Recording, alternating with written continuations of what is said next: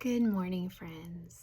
I wanted to talk with you about emotions today, um, and how we learn to identify them and how to deal with them sometimes. I remember a great tool that one of our former youth directors, Sharon Quackenbush, introduced me to years ago.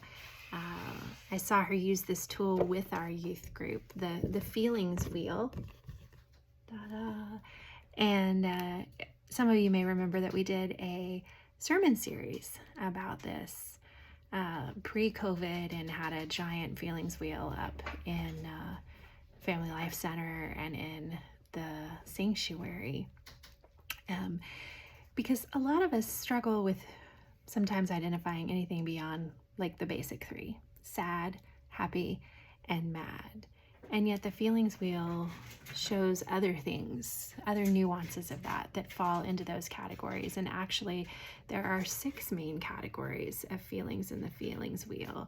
There's peaceful and powerful and joyful, sad, mad, and scared, and all of the various feelings that come out from those. And that was a huge thing for me to be able to think, okay, what exactly is it that I'm feeling? And how can I identify that and then work through it? I'll tell you, the best book that I have read about this in years, probably ever, is a relatively new one by Brene Brown called Atlas of the Heart. Highly recommend it. It's like an encyclopedia of the human emotional experience.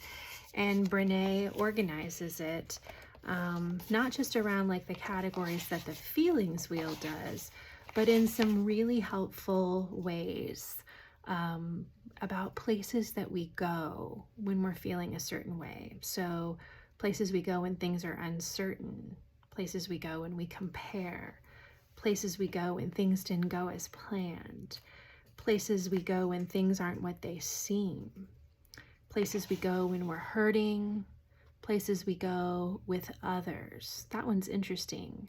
How we handle others. Compassion, pity, empathy, sympathy, boundaries, comparative suffering. Places we go when life is good. Joy, happiness, calm, contentment, gratitude, foreboding joy, relief, tranquility. All of these things. And it's interesting to sort of sit down and read through them and see how we handle things and we process things and what really might be going on. I've had a lot of conversations with folks here lately that have revolved around grief. And that's one of the things I really wanted us to touch on a little bit today. How do we support and help one another in our grief?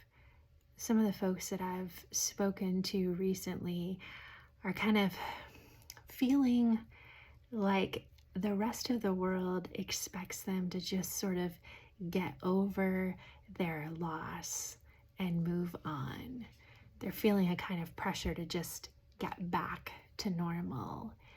And yet these losses, their grief, have changed them. They're not the same people that they used to be. And so how do you get back to something when the person that you were married to for 50 years is no longer around? And another thing that they named is that,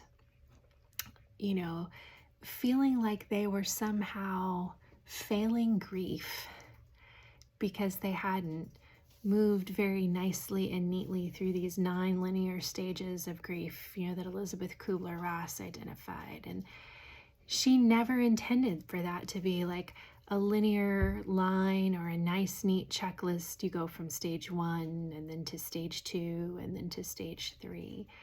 I saw a really helpful drawing lately about this, which was a sort of a U-shaped container. And the 9 stages of grief were sort of laid around this U-shaped container.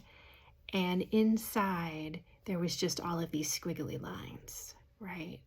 Because people who are dealing with grief in very profound ways don't progress nicely and neatly through categories. They're bouncing all around sometimes in between all of these different stages.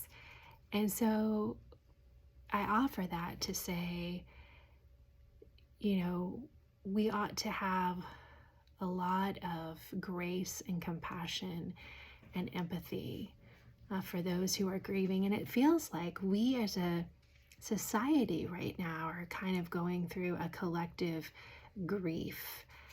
We're still dealing with COVID after 2 years. And I know so many people are tired of it and just want to sort of put it all behind them. It's fundamentally changed a lot of the ways that we operate, and we're dealing with all kinds of repercussions with supply chain and with how do we do worship safely here at the church, right? And offered us the opportunity to do hybrid worship, but things are different. And sometimes it's helpful, I think, for us to remember that we are grieving.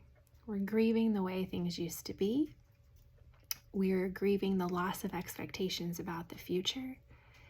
And this is a moment where we can just offer empathy to people that we meet, offer compassion to people that we meet, because we don't know what they might be going through and what they might be experiencing beyond the collective trauma that we're all sort of still experiencing now.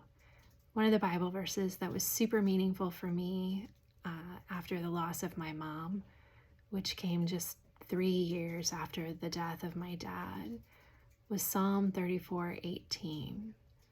The Lord draws close to the broken-hearted.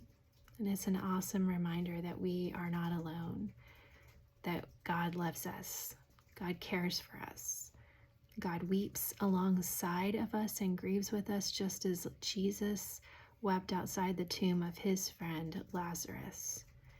And so we are supported and loved by God in our grief, and we ought to help draw close and surround those who are brokenhearted as well with as much empathy and compassion as we can muster. Be well and safe, my friends.